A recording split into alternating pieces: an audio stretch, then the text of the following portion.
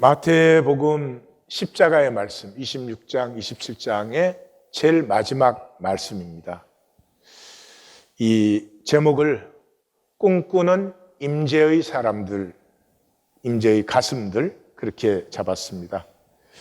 이 본문에 나타나는 종교인들은 가슴이 메말라 가지고 머리의 부작용이 심한 사람들이에요. 가슴과 머리는 조화로워야 됩니다. 근데 가슴은 메말라 버리고 이 머리만 과열을 시켜가지고, 그때도 그렇지만 지금도 종교인들은 부작용이 너무 심합니다. 이렇게 살면 안 되는데 그러면서 그렇게 살고, 또 이런 것이다 라고 말을 하면서도 자기는 전혀 엉뚱하게 살고, 이런 참 안타까운 사람들의 모습을 오늘 본문은 우리에게 보여주고 있죠.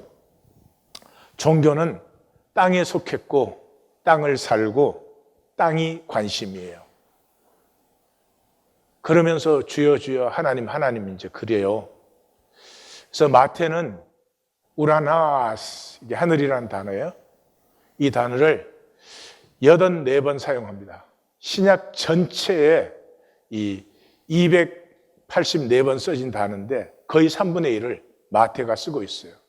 그만큼 마태는 이 땅에 중독된 종교, 땅밖에 모르면서 하나님 하나님 하는 그 종교의 위선에 너무 힘들고 지치고 아프고 질려버린 사람. 그래서 어떻게 이 땅을 하늘이 사랑으로 품었는가 하는 것을 이 복음서를 통해서 얘기하고 있죠. 시작이 그 이튿날은 합니다. 이 참 하나님께 허를 찔린 종교죠. 이 사내들이는 자기들이 완벽하게 이루어냈다고 생각을 하고 있죠. 이 사내들인과 종교인들이 제일 무서워한 게 누구였어요? 무리들이었습니다. 백성들이었어요. 계속해서 나오고 있습니다. 그런데 안식 전날에 딱 처형했으니까요. 그러니까 처형 끝나면 안식일이 시작되니까 이 소요도 일어날 수 없고 또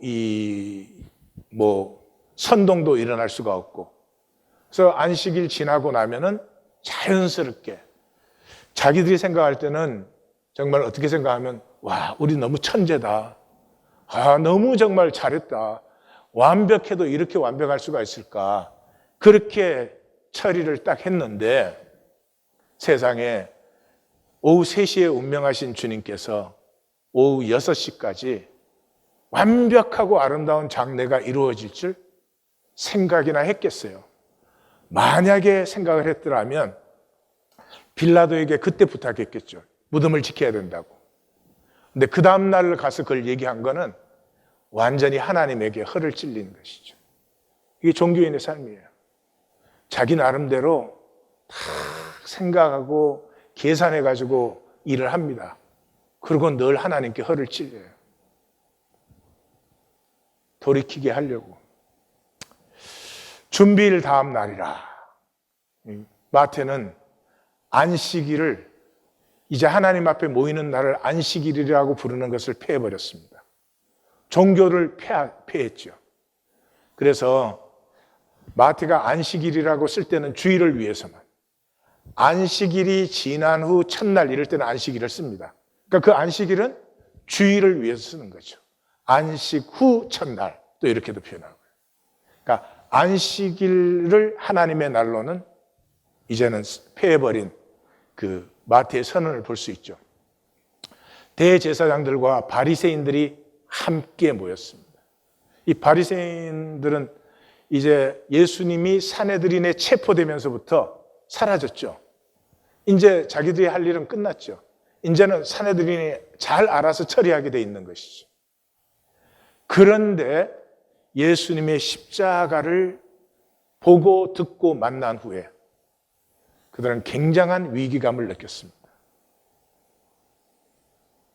그 인간 고통 중에는 가장 심한 고통인데 그 고통 속에 조금도 흔들림도 요동도 없는, 너무 힘들기 때문에 모든 저주와 악을 다 토해내면서 죽는 것이 십자가형입니다. 이 백부장과 집행조는 수백 번 경험했을 것입니다. 그런데 여기 한마디의 괴사, 한마디의 저주 없이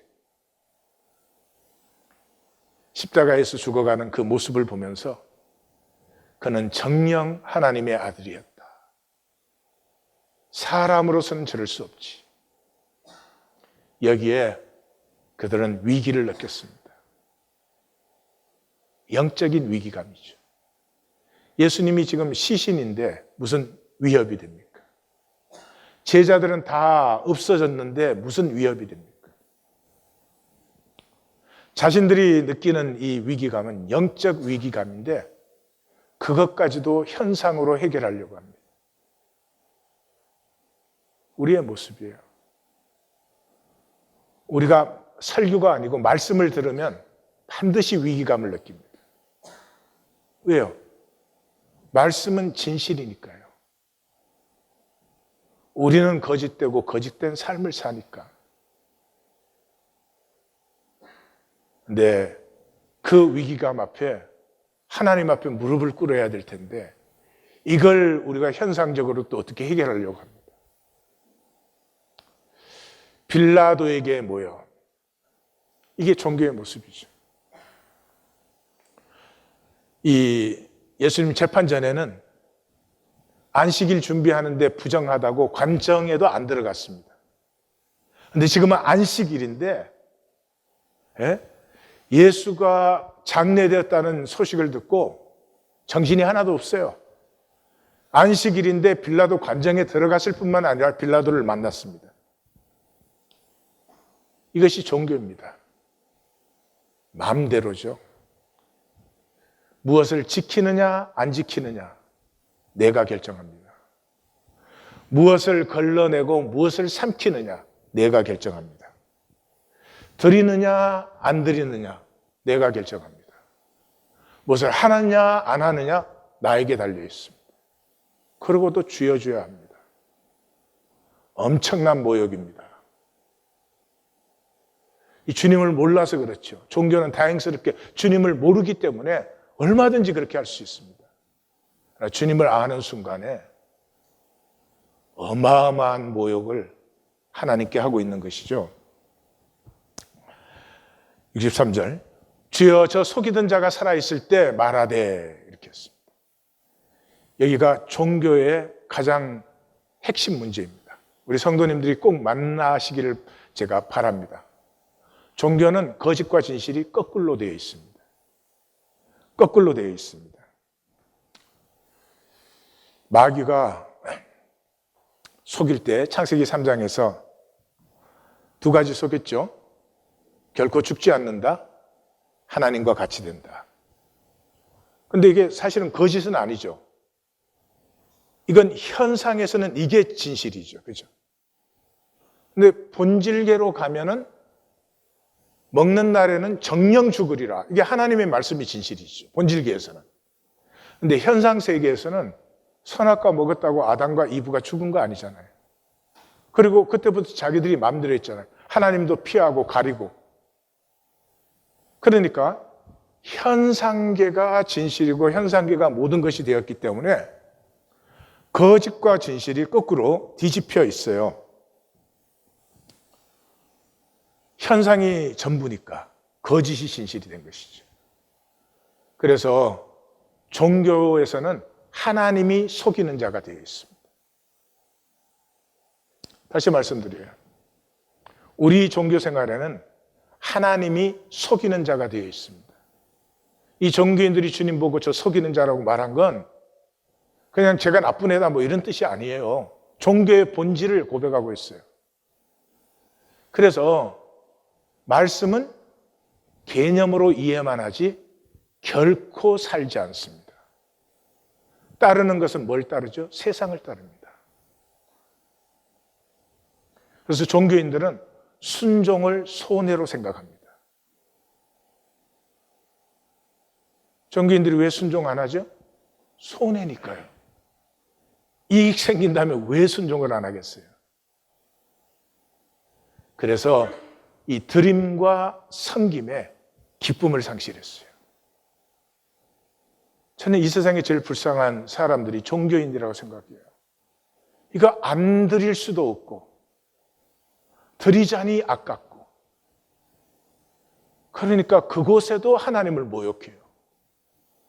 드리지도 않는 것을 드리는 것처럼, 섬김이 아닌 것을 섬김인 것처럼 기쁨을 상실했죠.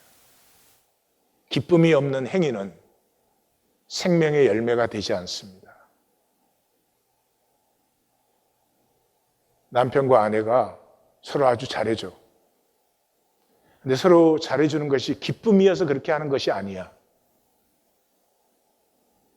그건 못해주는 것보다도 더 악하죠.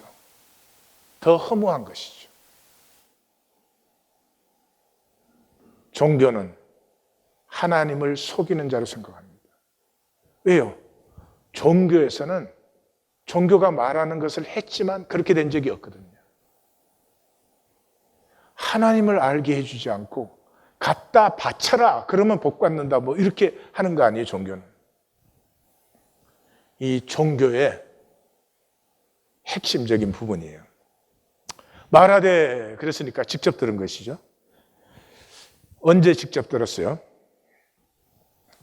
예수님께 하늘로 쏘는 표적을 보여달라고 했을 때 예수님께서 말씀하셨죠. 요나가 사흘 동안 바다 괴물의 뱃속에 들어있었던 것 같이 인자도 땅의 중심에 있다가 살아나리라 그렇게 말씀하시죠. 우리 번역은 다르게 되어 있지만은 RSB, usually RSB는 원어에 가장 가까운 번역이 Revised Standard Version이에요. NRSB에는 In the valley of the sea monster, the Son of Man will be in the heart of the earth. 그렇게 표현되어 있어요. 예수님 운명하실 때 땅이 흔들리는 걸 우리가 보았지만 창세기 3장에서 땅이 저주를 받았죠. 그때로부터 땅은 창세기 2장의 그 에덴에서 자연스럽게 열매를 맺고 자연스럽게 조화가 이루어져서 그렇게 먹고 사는 것인데, 이 땅이 저주를 받으면서 종신토록 땀 흘려 수고해야 먹을 것을 얻어요. 그러고도 가시덤불과 엉겅퀴를 거두어요. 그러고도 평생을 살고 그냥 흙으로 돌아가요. 그래서 예수님께서 십자가에서 죽으시고 땅의 heart, 땅의 중심에 임하시는 것이죠. 하나님과 하나 된 주님께서 땅의 중심에 임하니까 땅의 저주가 풀리는 것이죠. 땅이 회복되는 것이죠. 그래서 내가 사흘 후에 다시 살아나리라 한 것을 우리가 기억하노니, 내가 사흘 후에 다시 살아난다 그랬는데 자기들은 거짓이라고 하잖아요. 그럼 거짓이면 무시하면 되는 거죠. 진실이면 자기들이 지킨다고 될 일이에요? 이렇게 어리석습니다. 세상의 삶과 이 세상의 삶을 슬쩍 가린 종교의 삶이 이렇게 어리석어요. 평생을 헛수고를 해요. 평생 예배를 드려요. 매 주일마다. 근데 성화가 눈꽃만큼도 안 일어나요. 왜? 자기가 드리니까. 하나님이 임하시면 그 변하지 않는 게 기적이죠. 1800년을 이 기독교 시대로 우리가 보냈습니다. 이제 이 종교인들은 거의 패러노이아예요. 강박적이고 신경과민적이고 아무것도 위협을 느낄 상황이 아닌데 존재 전체가 위협을 느낍니다. 그건 분명하죠. 우리가 심판대 앞에 서면 그 분명히 느끼게 되는 것이죠. 그래서 명령하여 그 무덤을 굳게 지키게 하소서. 제자리 와서 시체를 도둑질하여 가고 그가 죽은 자 가운데서 살아나셨다 하면 후수의 속임이 전보다 더 클까 하나이다. 막 다다다다다닥 나옵니다. 불쌍한 사람들이에요. 십자가를 가장 가까이서 다각적으로 본 사람들 아니에요? 그 제일 앞자리에서 지금 끝까지 바라본 사람들이죠. 십자가는 하나님의 사랑이죠. 십자가를 만나고 감동되지 않을 수 없습니다. 로마의 백부장과 병사들은 파이팅 머신이었어요. 그때 로마 군이라고 하는 건 파이팅 머신이에요. 가슴을 죽여버린 사람들이에요. 그 사람들도 십자가에서 정녕 하나님의 아들이었다. 열리지 않을 수가 없어요. 왜요? 아무리 감추어도 우리 안에는 하나님의 형상이 있으니까. 공감이, 함께 울림이 일어나지 않을 수가 없어요. 그런데 그게 전혀 일어나지 않는 사람들이 종교인들이에요. 왜요? 관심이 진실에 있지 않아요. 상황 컨트롤에 있어요. 지금 무슨 일이 일어나는지를 보고 싶어 하지 않아요. 이 상황이 우리 마음대로 컨트롤돼야 되는데 그거밖에 없죠.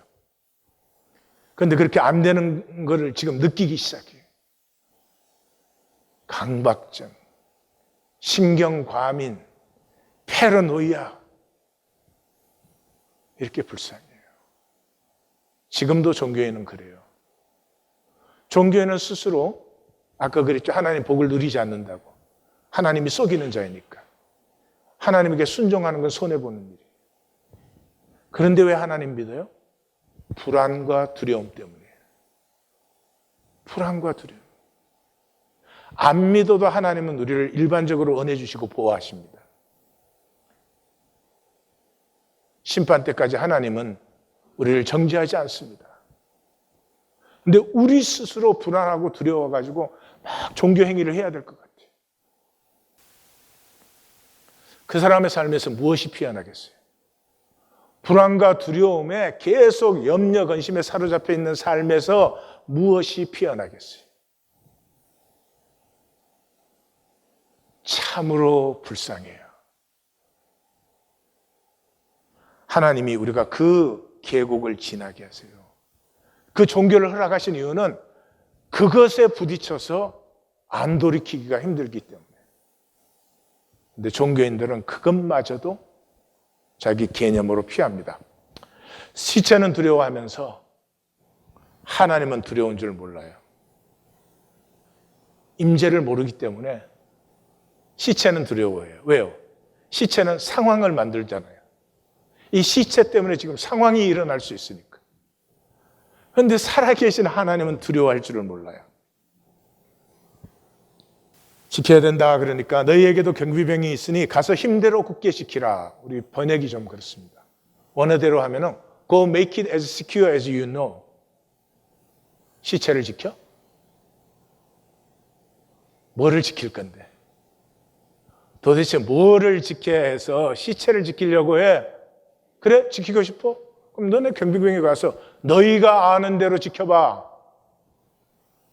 이 시체도 안절부절하는 종교에 보내는 경멸이, 이 조소. 지금 우리 아니에요? 여러분 그런 경험 있으세요? 교회 다닙니다 그러면 이 교회 바깥에 있는 분들 중에서 그러세요. 저도 언젠가는 교회를 나가겠습니다. 그리고 저도 그런 삶을 꼭 살 것입니다. 이런 경험 있으세요?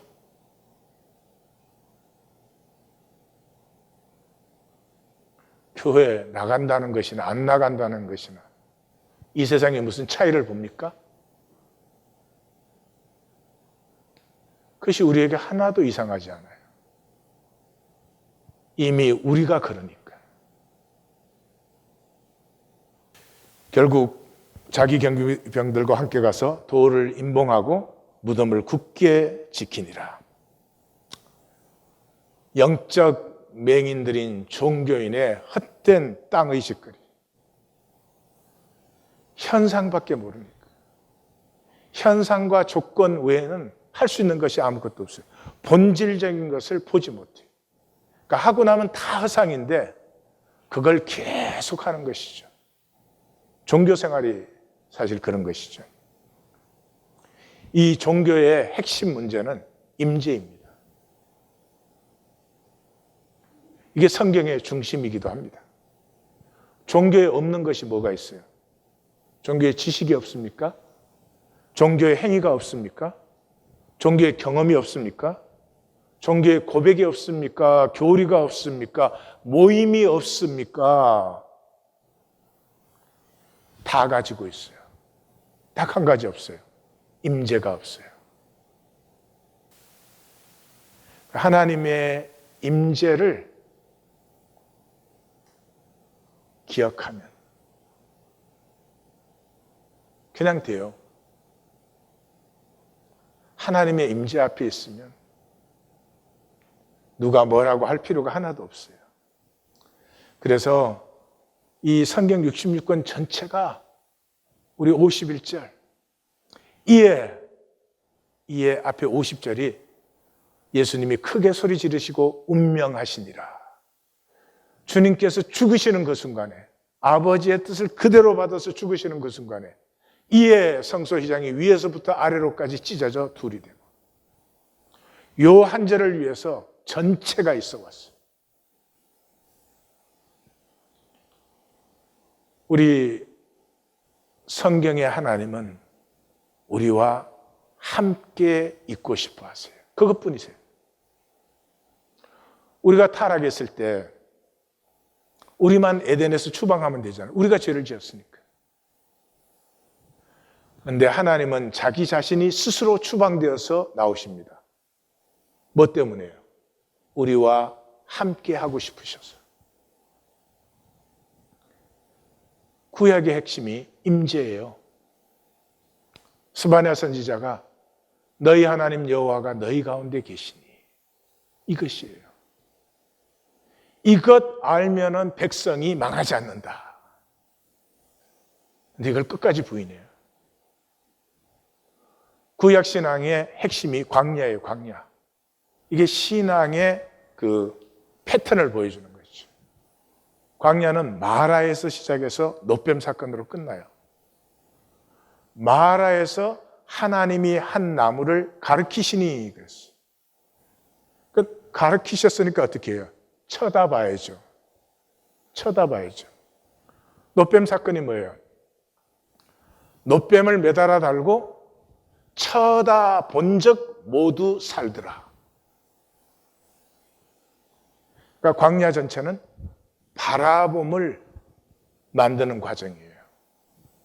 근데 뭐를 바라봐요? 임재를 바라보는 것이죠. 이 광야 한가운데가 시내산 언약이에요. 언약이 뭐예요? 그 전체를 한마디로 요약하면은 우리는 하나님 임재 앞에 한 가족으로 사는 사람들이다. 이게 언약이에요. 임재 앞에 삶이에요. 그래서 광야 실제로 시작과 광야 실제적인 마감이 무리바로 돼요. 무리바라는 것은 다투다 하는 말이에요. 첫 번째 무리바는 르비딤에서 일어났고 마지막 무리바는 가데스에서 일어났죠. 그래서 뭐를 다투었어요? 우리 중에 하나님이 계신가 안 계신가? 신약의 중심도 임재예요. 마가복음 3장 14절은 우리가 잘 알죠. 예수님께서 12제자를 세우셨어요.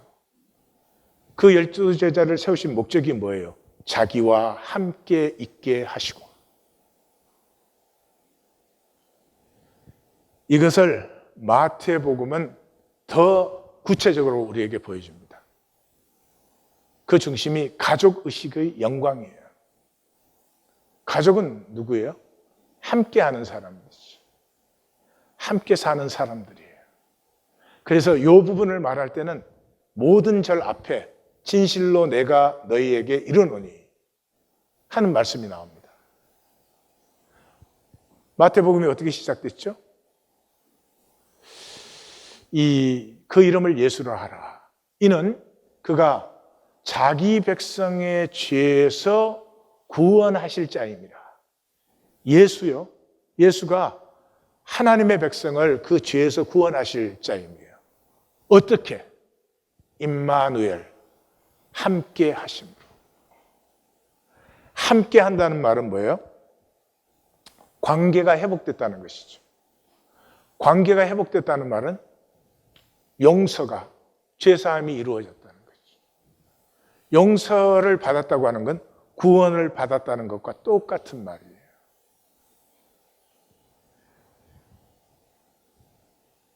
마귀가 악한 것은 살인 강도질 시켜서 악한 게 아니에요. 그런 악함이면 무슨 문제가 되겠어요? 이게 원수 중에 원수인 이유가 마귀는 단절시키는 거예요. 생명의 반대는 단절이에요. 종교에는 단절의 사람들이에요. 단절의 사람들의 표가 뭔지 아세요? 내가 알아서 한다예요. 남편이 아내 보고 그래요. 신경 쓸 거 없어. 내가 알아서 하니까. 일하자는 거 아니잖아요. 뭐를 해도 좋은데 통하고 싶다는 거 아니에요? 나중에 자식이 커서 부모 보고 신경 쓰지 말아요. 내가 다 알아서 할 테니까. 그럼 좋으세요? 인격적으로는 가장 악한 것이 단절이에요. 이게 마귀의 것인데 종교 생활하는 이유가 그 단절을 위해서. 순종이 손해니까 내가 알아서 하려고. 그래서 마태복음은 18장 클라이막스에서 그러는 거예요. 이 임재 안에 함께하는 사람들이 되면은 그 사람이 땅에서 매면 하늘에서 매이고 땅에서 풀면 하늘에서 풀리고 또 진실로 내가 너희에게 이르노니 두 사람이 거기서는 같이 기도하면 하늘에 계신 아버지께서 반드시 이루신다. 그리고 총결론이 뭐예요? 두세 사람이 내 이름으로 나의 주권 아래 내 마음대로 내가 알아서 하는 게 아니고 말씀에 순종함으로 있는 그곳에 내 임재가 함께한다. 그래서 총결론이 뭐예요? 볼지어다 세상 끝날까지 내가 너희와 항상 함께 있으리라. 항상 함께 있으리라. 이게 가장 복된 약속이에요. 이 임재를 다른 말로 하면 거룩이에요. 거룩하면 우리는 또 현상적인 걸 생각할 수 있지만 거룩하다는 말은 다르다는 말이에요. 차원이 다르다는 말이에요. 그냥 약간의 차이가 있다는 것이 아니라 차원 자체가 다르다는 것이 절대 다름이에요. 그래서 임재 안에 있을 때 새로운 차원이 임하게 돼요. 새로운 차원이 임하면은 내 옛 차원이 그냥 쓰러져요. 그걸 우리가 안 하려고 하는 게 아니고 그걸 내가 뭐 의지를 굳게 세워서 안 하는 게 아니고요. 그냥 하나님의 새 차원이 임하면은 이 혈육의 허무한 차원은 그냥 쓰러지게 돼 있어요. 그래서 이 절대 다름을 이 거룩은 설명할 수 없는 건데 하여튼 말로 표현을 합니다. 이 세 가지가 있어요. 신비예요, 신비. 그 다음에 두렵고 떨림이에요. 근데 두렵고 떨리는데도 끌려요. 패시네이션.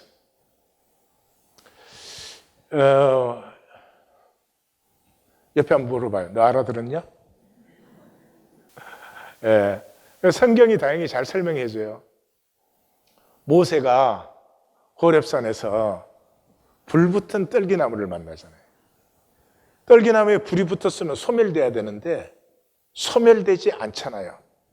사라지지 않더라.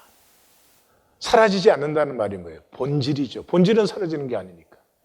본질이 나타나요. 그러니까 모세가 어찌하여 이런 일이 일어났느냐 그러고 보려고 가까이 가려고 하니까 가까이 오지 말라. 내가 선 곳은 거룩한 땅이니 내 신발을 벗으라 그래요. 본질은 우리가 이해하고 파악하는 게 아니에요. 본질은 언제 우리에게 임하느냐. 예. 그것이 거룩한 것이기 때문에 내 신발을 벗을 때, 신발을 벗는다는 말은 옛날에 이제 그 전쟁에서 진 장수들은 이 무장 해제를 시키고 신발을 벗겨요. 그게 항복의 표현이에요. 거룩함 앞에서는 내 삶이 내려져요. 거룩한 임재 안에서 내 걸 주장할 수가 없어요.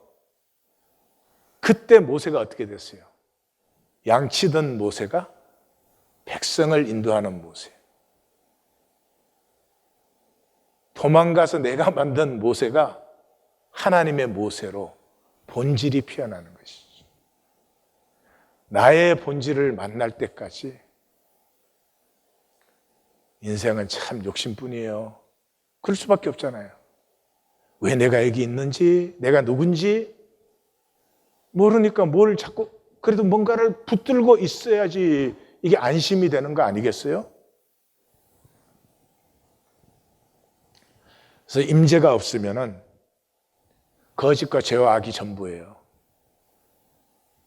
예.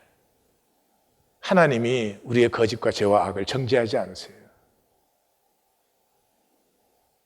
그게 뭐 세상 전부고 우리 전부인데. 하나님은 나와 함께 하자. 거짓과 죄와 악이 쉬워요? 좋아요? 재밌어요? 아니에요. 괴로워요. 근데도 그걸 붙들어요. 왜요? 이 단절된 생존은 몸부림이에요. 단말마적이에요. 아무것도 아닌 거에 이 본문의 종교인들처럼 거의 패러노이아 막. 일이 좀 안 되면 뭐가 좀 잘못된 것 같으면 자기 생각이. 아버지와 함께 하는 사람은 그러지 않겠어요? 일이 뭐 잘못되는 것 같아도 내 보기에 잘못되는 거지만 하나님이 그렇게 하실 리가 없죠. 오늘은 우리 말씀 만나기에 멘트를 2개를 넣습니다. 첫 번째 것은 우리가 다음 것들을 원하면 하나님과 하나가 되기를, 새 차원이 되기를, 하나님 나라를 세우며 유업자가 되기를, 영원히 만유와 하나 되는 신비를 누리기를, 하나님이 창조하신 나로 완성되어 그 신비와 영광을 누리기를, 또 위의 말들의 실체가 무엇인지 알기를 원한다면 아래의 것들을 직면해야 됩니다. 내가 직면해야 돼요. 그것이 뭐예요? 내가 종교인이라는 것이. 애고와 욕망에서 거듭나지 못했다는 것이에요. 위선과 거짓의 사람이라는 것이에요. 세상의 것에 목마르고 굶주렸다는 것이에요. 남과 비교에 거의 정신병자예요. 열등의식 가리기에 전전긍긍해요. 요만한 약점도 보일 수가 없어. 남이 나보다 요만큼만 잘난 것 같아도 그냥 왠지 불안하고 그래요. 나 자신과 삶에 실제적으로 자랑스러운 영광이 없어서 보이는 껍질 만들면서 이걸 또 남들이 알까봐 두려워해요. 중독이에요. 중독이에요. 거짓에 중독된 것이 종교인들이에요. 중독이란 말은 아는데 행동은 거꾸로 해요. 그 중독자들 상담해 보면 참 재밌어요. 뭐 당연히 압니다. 아, 이제 약 끊어야 된다. 알아요. 약 끊어야 된다. 그 다음에 나가면 약 맞아요. 예. 그러니까 중독이란 말은 아는데 행동은 거꾸로 해요. 예, 세상의 삶이 중독된 삶이에요. 저는 그 중고등부 사역을 12년 했으니까. 여러분, 누가 뭐라 그래도요, 깽단에 들어가 있는 녀석도 공부를 잘하고 싶어요. 잘하고 싶어요. 근데 안 해. 걔들이 왜 우리를 닮았을까? 우리 삶을 보세요. 좋은 사람 되면은, 되도록 살면 3년이면 사람 참 좋아집니다. 근데 좋은 사람은 안 되고 좋은 사람으로 보이려고 살아요. 난 이 세상이 정말 저는 이해가 안 가요. 미치겠어요. 젊어 보이려고 마음을 다하고 성품을 다하고 힘을 다해요. 예뻐 보이려고, 있어 보이려고. 근데 예뻐 보이고 있어 보이려 한다는 것은 예쁘지 않고 이쁘지 않다, 젊어 보이려고 하는 건 자기가 젊지 않다, 이거 스스로 증명하는 거잖아요.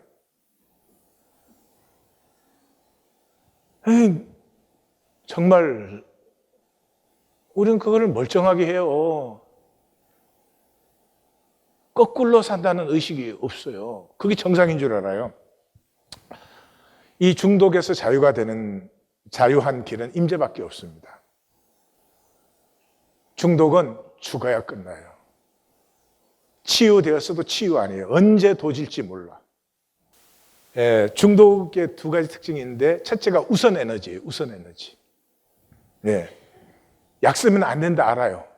근데 오늘만, 이번만 우선 에너지가 필요해요. 이걸 제가 쾌락이라고 표현해요. 쾌락이라고 해서 무슨 일반적인 의미의 쾌락이 아니에요. 이 모든 게 일단 먼저 당장은 내 마음대로 컨트롤 돼야 돼요. 여기에 미쳐 있는 거예요. 지금 당장 내 생각대로 안 되어도 하나님이 인도하시면 합력의 선을 이룬다, 이런 실제에 대한 믿음이 없어요. 그래서 쾌락이라고 부르는 이유가 기쁨이 아니에요. 기쁨은 존재와 관계가 조화로울 때 피어나는 생명이에요. 생명. 이 쾌락은 이 물리적 감각, 육체적 감각만 자극하는 것이지 존재의 느낌이 아니에요. 진리와 선과 의 다 인정을 하는데 실제가 안 돼요. 왜요?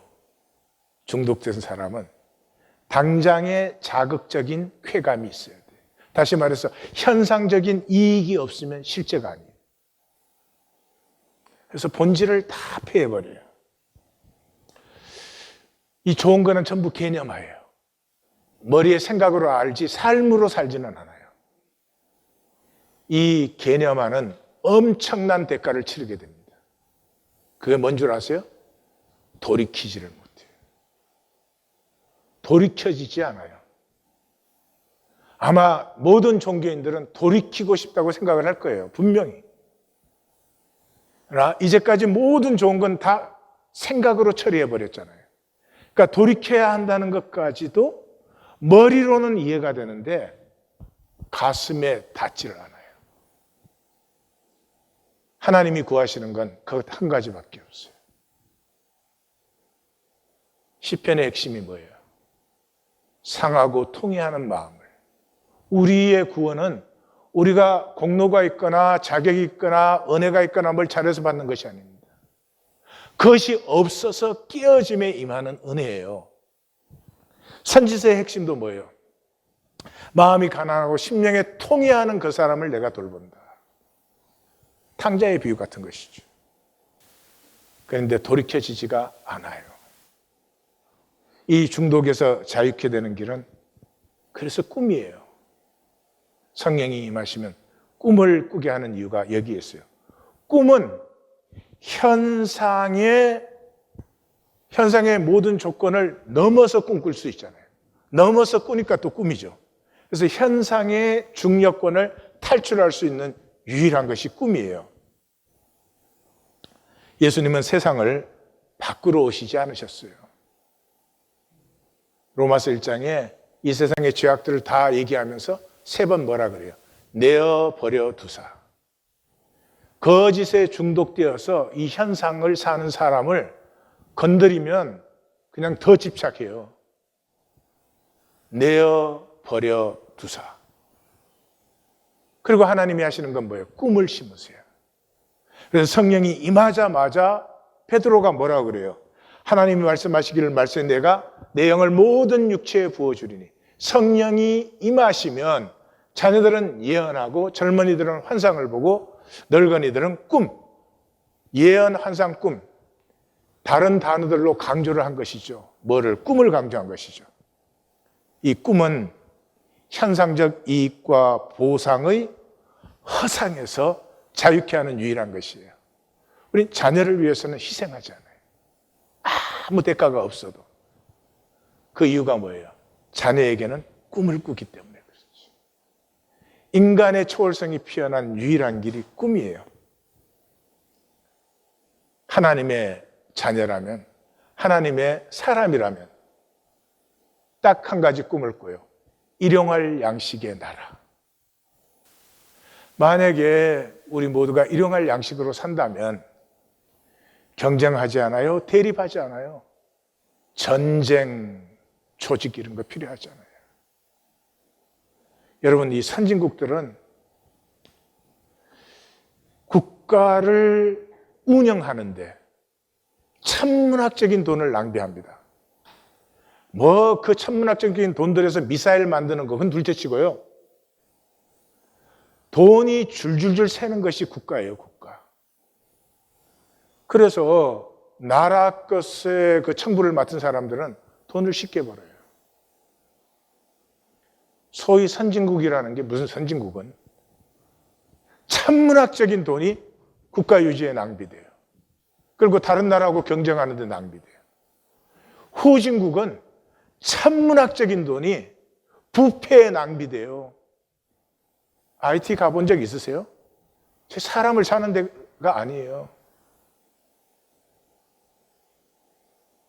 이 빈곤과 이 무지와 가난의 수준이 상상 이상이에요.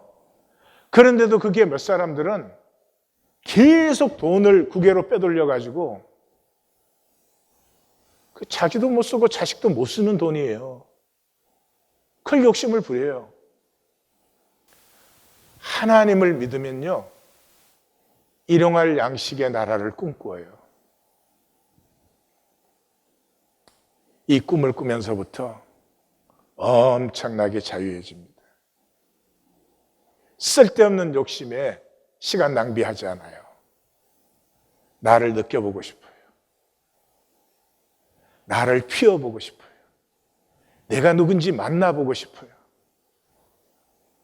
내 속에 있는 꿈이 무엇인지 궁금해지기 시작해요. 기를 쓰고 이 긴장 이 삶이 이렇게 되었던 삶이 이완이 되기 시작하면서 누구를 만나도 자연을 만나도 이완되고 조화롭기 시작하고 만남의 기쁨을 누리기 시작하고 그래요. 이 모든 것에 그러면 어떻게 하란 말이냐? 성경에서 제가 찾은 답은 신앙은 불가능하다는 것이에요. 그것을 먼저 아셔야 돼요. 종교는 자기가 듣고 보고 배워갖고 자기가 뭐 예수 믿는다 막 이러고 돌아다니는 게 자기가 다 만들었지 뭐 신앙. 문제는 자기가 만든 신앙은 신앙이 아니라는 사실이에요. 신앙은 불가능하다는 것을 먼저 분명히 알아야 돼요. 신앙은 임재 안에서 아버지와 하나 되는 거잖아요. 아버지와 하나 되면 진실하죠? 하나가 되죠? 예, 신뢰, 신실한 신뢰가 가능해요. 이건 세 가지 다 뭐 불완전한 정도가 아니라 없는데 신앙은 절대 불가능해요. 그래서 오늘 본문의 종교인들은 여러분 예수님 당시에 서기관 바리새인들 대제사장들이 우린 다 이래 성경 읽으면 우리보다 못한 줄 알아요. 나도 종교인이지만 나는 저러지는 않는다 이렇게 생각을 해요. 실제로는 100배 다한데 종교의 엘리트들이 하나님을 믿지 못했어요. 왜? 종교는 땅의 차원이니까. 상황을 두려워하지 하늘을 몰라요. 하나님을 두려워하지 않아요. 이번 주 말씀 만나기 멘트에도 그래서 본문에서 보여주는 종교인들의 모습은 악하고 어리석고 위선적이고 무지하고 겉으로는 대접을 받지만 실제로는 모든 사람에게 경멸을 받습니다. 이 사람들은 누구며 어떤 사람들인데 이런 삶을 사는지 또 영원한 하나님의 기록 성경에 더럽고 추하고 천박하고 악하고 위선으로 기록되었을까요? 이 본문을 읽으면서 혹시라도 나도 종교인이지만 나는 저렇지는 않다 생각하셨으면 축하드립니다. 종교인의 100점 만점 받으셨어요. 인류 역사는 종교의 역사예요. 종교가 없었던 적은 없어요, 인류 역사에는. 그러나 성경은 종교를 얘기하지 않아요. 성경의 하나님을 얘기해요. 십자가의 하나님. 나의 죄와 나의 타락을 위해서 자기 생명을 내어주신 하나님을 얘기해요. 이 세상 사람에게는 절대로 믿어지지 않는 얘기예요. 아니, 이해도 사실 잘 안 가요. 그런 것은 실제가 아니니까. 왜 신앙은 불가능할까요? 옛사람이 죽어야 되니까요. 태어나서 이때까지 살아온 나가 죽어야 돼요. 죽을 수 있습니까? 죽기를 원하면 죽습니까? 안 죽어요. 그래서 예수님은 거듭남이라는 말을 썼어요. 새로운 차원으로 태어나야 되는 것이죠. 다행히도 사도 바울은 이것을 아주 잘 설명해 주고 있습니다. 구원은 은혜 받음으로 시작돼요. Nothing else.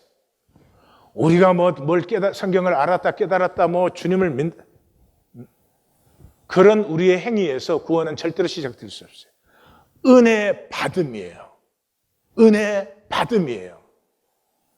그래서 로마서 5장을 보시면 사도 바울이 이걸 설명하는 곳에 들어가서 12절에서 20절까지 죄가 세상에 들어왔다. 그러므로 세상의 삶은 죄가 되었다. 그래서 지금 죄가 왕노릇하고 있다. 이런 말을 해요. 그 다음에 21절을 잘 보세요.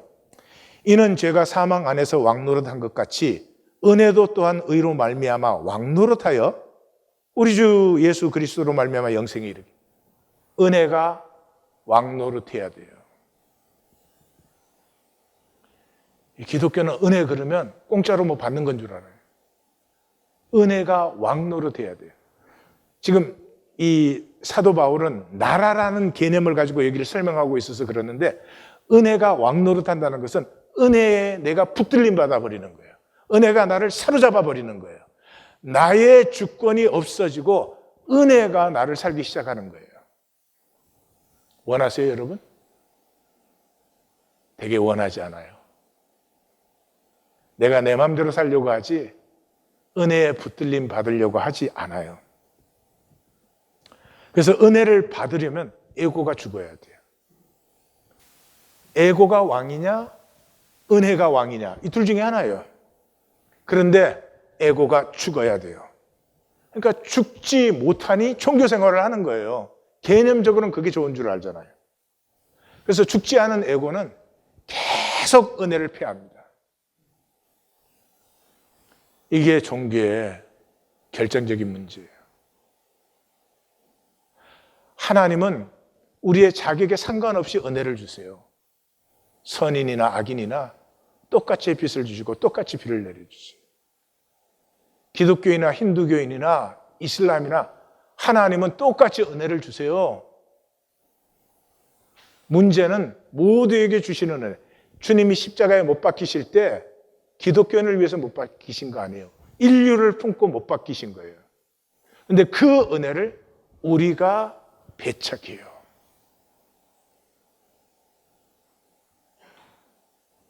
종교의 그 거꾸로 때문에. 그래서 그 문제 때문에 사도 바울은 이렇게 말합니다. 6장 3절에 무릇 그리스도 예수와 합하여 세례를 받은 우리는 그와 죽으심과 합하여 세례를 받은 줄 알지 못하느냐? 나 안 죽은 거 알아. 그러나 주님은 너를 품고 죽었다. 그러니까 그 주님 안에서 너도 죽었어. 우리가 안 죽는데 죽었다는 걸 먼저 알으라는 거죠. 그러면서 그 얘기를 쭉 하고 총결론으로 이렇게 말합니다. 이와 같이 너희도 너희 자신을 죄에 대하여는 죽은 자요 그리스도 예수 안에서 하나님께 대하여는 살아있는 자로 여길지어다. 이 여길지어다를 우리는 그렇지 않은 걸 그렇다고 가정하거나 인정하거나 이런 걸로 생각을 해요. 아니에요. 지금 여기까지 설명한 말씀을 내 가슴에 품으라는 거예요. 여긴다는 것은 내가 의지로 그렇다 뭐 이렇게 해주는 것이 아니고 그 말씀을 가슴에, 하나님께서 이루신 구원의 역사를 내 가슴에 품어라. 이 말씀을 품을 때 피어나는 것이 꿈이 피어납니다. 힘과 능이 아니라 꿈꾸는 가슴들. 주님의 기도, 아버지의 나라가 임했으면 먹고 사는 것 때문에 사는 것이 아니고 일용할 하시고 모두가 함께 나누면 저절로 되는 것이고 나는 나로 아름다워지고 너는 너로 존귀해지는, 이것은 조직이나 어떤 법으로 될 수 있는 것이 아닙니다. 두세 가정이 주님의 이름으로 모여서 그 자리에 함께 하시는 주님의 임재 때문에 가슴이 열리고 꿈이 피어나고 우리가 하나 되고 서로가 하나 되면서 이 땅에 하나님의 나라라는 전혀 새로운 차원이 임하게 하는 것입니다. 1800년이 넘게 종교화된 기독교 안에서 우리가 신앙으로 살려 합니다. 분명히 쉽지 않은 일입니다. 아니, 불가능한 일입니다. 불가능해서 깨어진 가슴에 임하는 은혜가 구원입니다. 종교생활로 받을 수 있는 것이 아닙니다. 하늘의 것입니다. 바라다 못해 바람의 보석이 되는 것입니다. 우리가 하나님 나라를 바란다면 매일 몇 시간 우리 자신에게 물어야 합니다. 진실이냐고? 정말 하늘 꿈을 꾸느냐고? 이 길은 좁은 길이고 쉽지 않습니다. 아파하면서 때로는 좌절하면서 우리 함께 가십시다. 이 육신을 벗을 때 받을 그 약속을 바라보면서 히브리서 11장 13절 같이 읽겠습니다. 이 사람들은 다 믿음을 따라 죽었으며 약속을 받지 못하였으되 그것들을 멀리서 보고 환영하며 또 땅에서는 외국인과 나그네임을 증언하였으니 하나님의 꿈을 우리 손잡고 함께 꾸십시다. 더 이상 혈육의 배설물에 우리의 생애를 들이지 마십시다. 기도하십시다.